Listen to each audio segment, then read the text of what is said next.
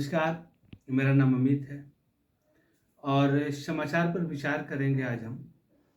और हमारा समाचार होगा, आज का एक विषय वस्तु है, बड़ा ही काफ़ी सारे सोशल साइट्स पे ये ट्रेंड कर रहा है।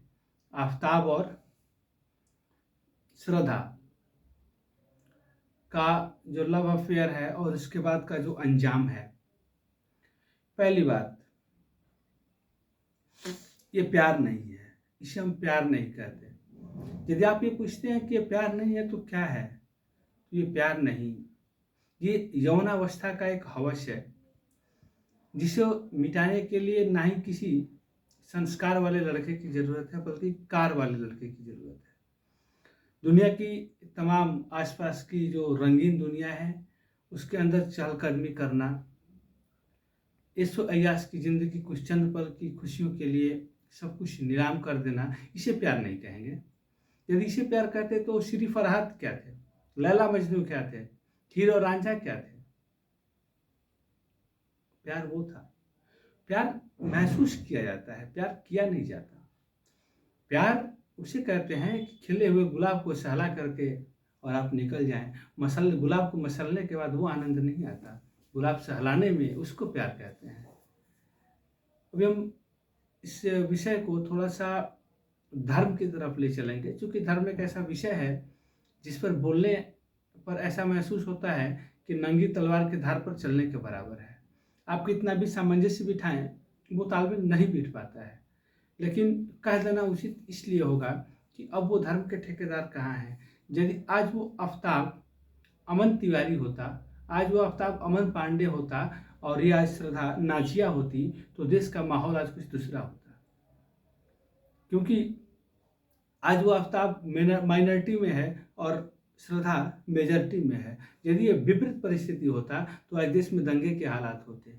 जो हमारे धर्म के जो ठेकेदार कहे जाते हैं, हम उन्हें अपने धर्मावलंबी नहीं मानते, वो खुद से अपने आप को धर्म का ठेकेदार मानते हैं। आज वो तमाम तरह के बयान दे रहे होते, आज तमाम तरह के उदाहरण दे रहे होते कि काश मेरा बेटा होता तो मैं ऐसा नहीं करने देता। आज आपकी बेटी है, आप कुछ नहीं बोल रहे हैं।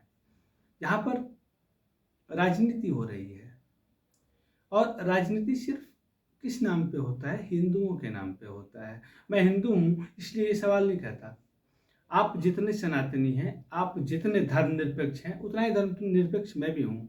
आप भी भारत के नागरिक हैं और मैं भी भारत का नागरिक हूँ। भारत का संविधान आप पर जितना लागू होता है उतना ही मेरे ऊपर लागू होता है।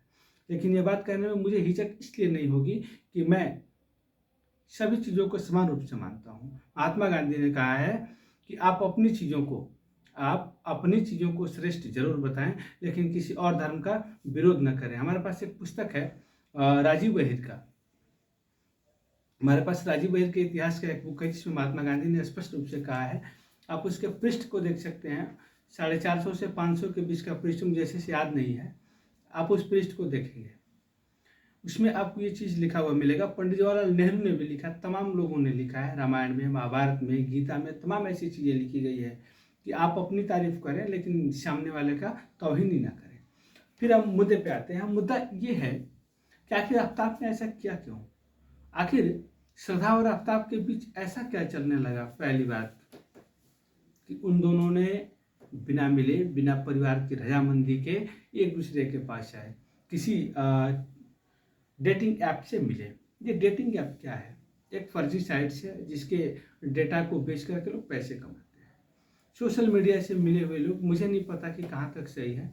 मैंने सुना है कि सोशल मीडिया से मिलकर के फेसबुक से दो लोग मिले, प्यार हुआ, शादी कर लिए, लेकिन उनकी शादी चाइनीज सामान की तरह होती है, चले तो चांद तक, ना तो शाम तक भी नहीं।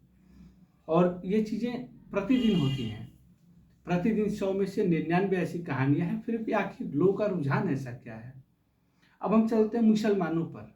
ऐसे तमाम आफ़ताब हैं जो अमन, अजय, आलोक बन करके और तमाम लोगों को बरगलाते हैं, बहलाते हैं, फुसलाते हैं।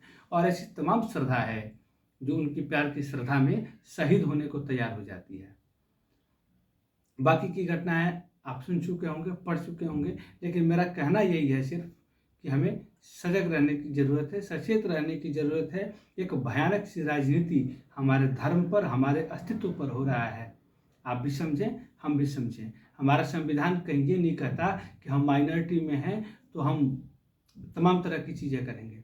जब देश का बंटवारा हो रहा था तो मोहम्मद अली जिन्ना ने कहा कि मुस्लिम मूर्ख थे कि उन्होंने हिंदू मूर्ख थे, माफ़ कीजिएगा, मुस्लिम मूर्ख थे कि उन्होंने अलग राज्य की मांग की और हिंदू उनसे भी ज़्यादा मूर्ख थे कि उनकी मांग को ठुकरा दिया। यदि ऐसा हुआ होता, महात्मा गांधी ने विभाजन के समय ये नहीं कहा होता कि मुसलमान भारत में रहेंगे तो आज ऐसी स्थिति नहीं आती। और ऐसी भारत और पाकिस्तान के बीच जो द्वंद्व होता आ रहा है, तमाम मुस्लिम देश भी उसमें बढ़ चढ़ कर भारत पर अपना आधिपत्य कायम करने में लगे हुए हैं, वो स्थिति नहीं आती। ये जड़ है और जड़ से शुरुआत अब सर तक आ चुका है, समझने की जरूरत है। धन्यवाद।